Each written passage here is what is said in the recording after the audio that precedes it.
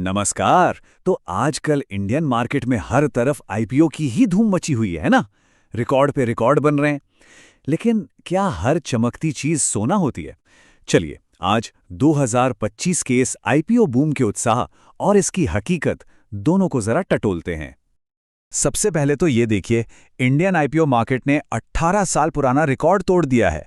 100 से ज्यादा कंपनियां लिस्ट हो चुकी हैं। मतलब ये बाजार में किसी तूफान से कम नहीं है। इससे पता चलता है कि इस वक्त मार्केट में कितनी जबरदस्त हलचल है। तो चलिए सबसे पहले ये समझते हैं कि आखिर ये आईपीओ बूम है क्या चीज़ और इसके पीछे का ये जो जोश है वो कितना बड़ा है। जरा इस आंकड़े को देखिए, $20 बिलियन। इतनी बड़ी रकम की कंपनियां लाइन में लगी हैं पब्लिक होने के लिए। ये दिखाता है कि आने वाले वक्त में मार्केट में कितना पैसा आने वाला है और लोगों की उम्मीदें वो कितनी ऊंची हैं। अच्छा, तो अब जरा ये भी देख लेते हैं कि कौन कौन से बड़े नाम हैं जो जल्दी बाजार में अपनी किस्मत आजमाने आ रहे हैं। दिसंबर 2025 का कैलेंडर तो काफी दिलचस्प लग रहा है।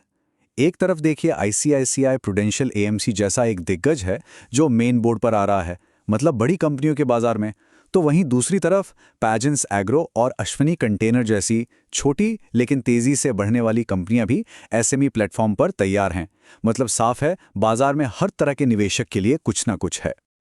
10,602 करोड़ रुपए, सोचिए जरा, ये सिर्फ एक कंपनी आईसीआईसीआई प्रूडेंशियल के आईपीओ का साइज है। इसी से अंदाजा लगाया जा सकता है कि बाजार में दांव कितना बड़ा लगा हुआ है और उम्मीदें किस लेवल पर हैं।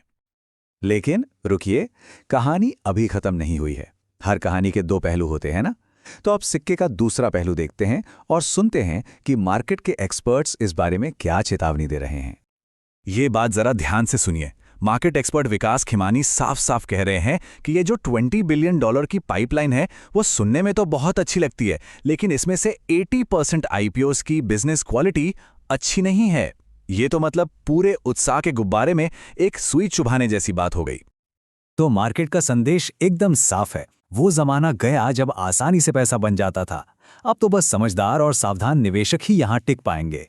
पैसा अब बहुत सोच समझकर लगाना होगा। तो फिर सवाल यह है कि इस मुश्किल बाजार में खुद को कैसे बचाएं?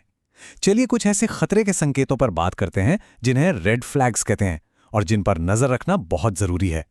तो सबसे बड़ा सवाल यही उठता है कि इस भूल भुलैया जैसे मार्केट में सही रास्ता कैसे ढूंढा जाए। आखिर वो कौन सी बातें हैं जो सही फैसला लेने में मदद कर सकती हैं। जहां एक बहुत बड़ा रेड फ्लैग है जिस पर ध्यान देना ही चाहिए।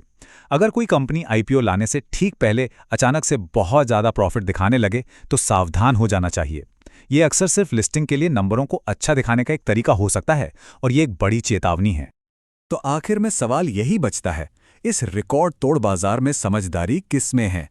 इस तेजी की लहर के साथ बह जाने में या फिर किनारे खड़े रहकर थोड़ा संभल कर कदम उठाने में? इस पर सोचिएगा जरूर।